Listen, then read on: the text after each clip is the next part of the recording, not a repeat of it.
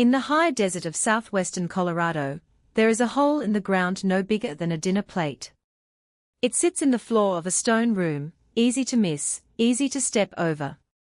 But the people who carved it believed it was the doorway their ancestors first climbed through into this world. Archaeologists call it a sipapu. For 100 years, most people walked past it without a second glance. But the more we've learned about what lies beneath Mesa Verde's cliffs, the more that small hole in the floor looks less like decoration, and more like a map, pointing straight down at a world we are only now beginning to understand. Part 1: The Visible World.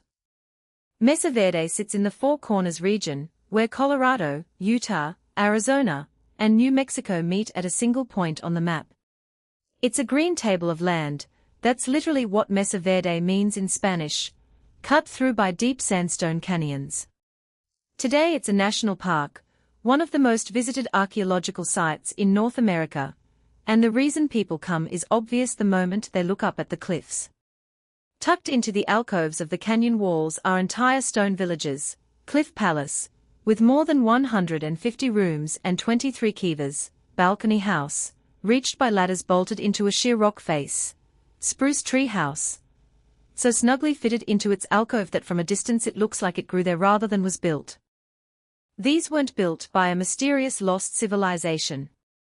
They were built by the ancestors of people who are still here, the Pueblo peoples of the American Southwest, including the Hopi, Zuni, and the 19 Pueblo communities of New Mexico, all of whom trace their heritage back to the people archaeologists call the ancestral Pueblones. That term has replaced an older, less accurate one, Anasazi, a Navajo word that outsiders once used loosely, because the people who trace their lineage to this land call themselves something else, and their descendants are not a mystery. They didn't vanish. They moved, and their culture continued, and continues today. For roughly 700 years, from around 550 to 1300 CE, people lived across this plateau, farming corn, beans, and squash on the mesa tops above the canyons. For most of that time, they lived in the open, in pit houses dug shallowly into the earth, and later in above-ground masonry villages on the mesa top itself. Then, starting around 1190 CE, something changed. Over the span of a couple of generations, many communities moved off the open mesa tops and into the sheltered alcoves partway down the canyon walls. That's when the famous cliff dwellings were built, compact, defensible, shaded from summer sun and protected from winter snow by the overhanging rock. And then, within about 100 years, they left again. By 1285, the cliff dwellings of Mesa Verde were empty. The people didn't disappear from history, their descendants migrated south and east, into the Rio Grande Valley and the Hopi Mesas of Arizona, where Pueblo communities live today, carrying forward languages, ceremonies, and knowledge that trace directly back to this canyon country. But the stone rooms of Mesa Verde stood empty for roughly 600 years before anyone from outside began to study them seriously. Part 2: What's Under the Floor? Here's where the story gets genuinely strange, not because anyone hid anything, but because of what the people who lived here chose to build downward instead of upward. At the heart of nearly every ancestral Puebloan settlement is a kiva. A kiva is a round, mostly underground chamber, dug into the earth and lined with masonry, roofed over with heavy timbers, and entered from above through a hole in the roof. You'd climb down a ladder to get in, the same way you'd climb up to get out. Kivas were built for ceremony, for gathering, for the transmission of religious and social knowledge. Some were small, serving a single household. Some, like the Sun Temple's Great Kiva, or the massive one built at Cliff Palace, could hold large portions of a community at once. And in the floor of many kivas, there's that small hole, the sipapu. In Hopi tradition and in the oral histories of several Pueblo nations, the sipapu represents the place of emergence, the opening through which the ancestors first climbed up from the underworld into this one, the current world, sometimes described as the fourth world in a sequence of worlds that came before it. It isn't a functional hole leading anywhere physically. It's a symbol, deliberately small, deliberately simple, but it encodes an entire cosmology. The world beneath the ground isn't empty or meaningless in this worldview. It's the origin point. It's where people came from, and it's a place still spoken of, still ceremonially significant, to Pueblo communities today. Archaeologists have known about kivas and sipapus for over a century. What's changed more recently is the technology used to study what's actually happening underground at these sites. And it's worth being precise about what that technology can and can't tell us. Part 3. What ground-penetrating radar actually does. Ground-penetrating radar, or GPR, works by sending pulses of radio energy into the ground and measuring how long it takes for the signal to bounce back. Different materials reflect the signal differently. Solid bedrock gives one kind of return, a buried wall gives another, a pocket of looser fill, or an empty cavity gives another still. Archaeologists have used GPR at sites across the southwest for decades, and at Mesa Verde specifically, it's been used mainly for two practical reasons: to locate unexcavated structures without having to dig, which is destructive and irreversible, and to monitor the stability of the ground and rock behind existing structures, since rockfall and erosion are constant threats to the cliff dwellings. This work has turned up real, documented, unexcavated features at Mesa Verde, and at nearby sites in the Mesa Verde region, buried room blocks, filled-in kivas, storage pits, and features associated with the pit-house villages that predate the cliff dwellings. That's genuinely significant.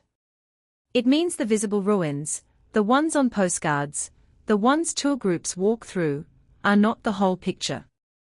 There is more of this landscape's built history still in the ground than has ever been excavated, and archaeologists are upfront about that. The National Park Service and researchers working in the region have said openly that large portions of Mesa Verde's archaeological record remain unexcavated, partly by choice. Modern archaeological practice increasingly favors leaving sites undisturbed and using non-invasive survey instead of digging, both to preserve the record for future techniques and out of respect for descendant communities who may not want ancestral sites disturbed at all. What GPR does not do is hand back a finished picture of tunnels, chambers, or corridors on its own. The raw data is genuinely difficult to interpret, full of what specialists call clutter and noise, echoes caused by root systems, natural fractures in sandstone, moisture variation, and the layered geology of the canyon walls themselves. Interpreting a GPR survey takes trained specialists cross-referencing the radar data with known site plans, other geophysical methods like magnetometry or electrical resistivity, and often small, targeted excavations to confirm what a subsurface anomaly actually is. It's slow, careful, collaborative work, and any credible finding gets published, peer-reviewed, and checked by other researchers before anyone calls it established. Part 4. Where AI actually fits in. Artificial intelligence has started to play a real role in archaeology, and it's worth talking about honestly, because the actual use is impressive without needing to be exaggerated. Machine learning models are increasingly used to help process exactly the kind of noisy geophysical data GPR produces. Trained on datasets of known archaeological features, they can help flag patterns in radar returns that a human reviewer might take much longer to notice, or might miss in the sheer volume of data a large-scale survey produces. AI has also been used elsewhere in the world to spot buried structures in satellite and LiDAR imagery, most famously in Central America, where LiDAR survey combined with computer analysis revealed thousands of previously undocumented structures under the Guatemalan rainforest canopy, transforming our understanding of how large and dense Maya urban centers actually were. That's the real story of AI in archaeology right now. A tool that helps human researchers sift through overwhelming amounts of data faster, flagging candidates for closer investigation. It doesn't replace excavation, peer review, or the archaeologists and indigenous knowledge holders who interpret what a site means. And as far as publicly available, peer-reviewed research goes, there is no verified discovery of a hidden network of engineered tunnels or ceremonial chambers running deep beneath Mesa Verde's Mesa top. If you've seen videos claiming otherwise, describing AI-analyzed radar revealing corridors aligned to the winter solstice, chains of chambers spaced with mathematical precision, or engineers declaring an underground structure impossible by chance. That's not a documented archaeological finding. It's a story built to sound like one. Part 5. The real mysteries that don't need embellishing. Here's the thing, Mesa Verde doesn't need an invented underground network to be one of the most genuinely mysterious and remarkable sites on the continent. The real open questions are plenty strange on their own. Take the move into the cliffs itself. Archaeologists broadly agree it happened fast. Within a generation or two, most of the region's population relocated from open mesatop villages into defensible alcove dwellings. Treeing dating from timbers used in construction gives remarkably precise dates for this shift, sometimes down to the specific year a beam was cut. But why the shift happened so abruptly is still debated. The leading explanations include drought. Treeing data does show a severe, extended dry period in the late 1200s, sometimes called the Great Drought, that hit right before the final abandonment, but also social and political stress, possibly conflict between communities competing for dwindling resources, shifts in religious practice, and soil exhaustion after centuries of intensive farming on thin mesotop soil. Most archaeologists today think it wasn't any single cause, but a combination, compounding on each other until the region could no longer support the population it had. Then there's the astronomy, which is real and well documented, and doesn't need any exaggeration to be impressive. Sun Temple, a large D-shaped structure at Mesa Verde whose exact purpose is still debated, has architectural features that align with solstice sunrises and sunsets. Fire Temple, nearby, shows similar solar alignment. Certain windows and doorways across the park have been shown to frame the sun at specific, ceremonially significant times of year, the practical astronomy of a farming people who depended entirely on tracking the seasons correctly to know when to plant. None of that required underground tunnels aimed at a horizon no one could see. It was built in the open, in daylight, where the alignment could actually be observed and used. And there's the sheer scale of what hasn't been excavated. The National Park Service has been explicit for years that a large percentage of the archaeological sites within Mesa Verde National Park, including pit house villages, mesotop pueblos, and features connected to the cliff dwellings, remain unexcavated, some deliberately left that way for preservation. New surveys using LiDAR, GPR, and other remote sensing tools continue to refine maps of the region, occasionally revealing previously unrecorded structures. That work is real, it's ongoing, and it's the responsible version of exactly the kind of discovery a more sensational story tries to invent. Part 6. Why this matters. There's a reason it's worth being careful with a place like this.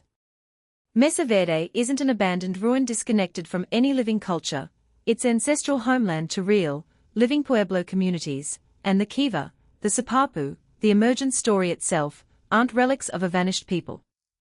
They are part of a continuous tradition that Pueblo people practice and speak about today, on their own terms.